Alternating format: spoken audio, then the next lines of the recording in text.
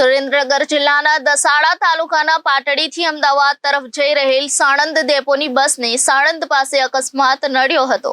બસ ડ્રાઈવરની ચપળતાને કારણે મોટી હાનિ ટળી હતી, પરંતુ બસનો કાચ તૂટી જતા સાણંદ ડેપો ખાતે બસ બદલવામાં આવી હતી। મળતી માહિતી મુજબ પાટડીથી અંદાજે 11:20 કલાકે પાટડી અમદાવાદ બસ રવાના થઈ હતી। આ બસ સાણંદ નજીક પહોંચતા ટ્રેલર ચાલકે યુટર્ન લેવા માટે ઓચિંતા ટ્રેલરની બ્રેક લગાવી હતી અને ટ્રેલર એકાએક રોડ પર ઊભું રહી ગયું હતું।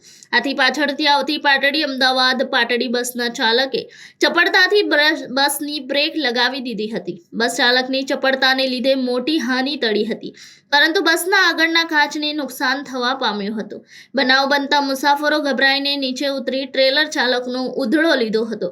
ત્યારબાદ બસ સાણંદ તરફ રવાના થઈ હતી અને સાણંદ ડેપોને અકસ્માત બાબતે જાણ કરવામાં આવતા આગળની કાર્યવાહી હાથ ધરી મુસાફરો માટે અન્ય બસની ફાળવણી કરાઈ હતી। ટ્રેલર ચાલક દ્વારા ઓચિંતા બ્રેક લગાવતા અકસ્માત સર્જાયો હતો, જ્યારે બસ ચાલકની ચપળતાને કારણે મુસાફરોએ રાહતનો શ્વાસ લીધો હતો।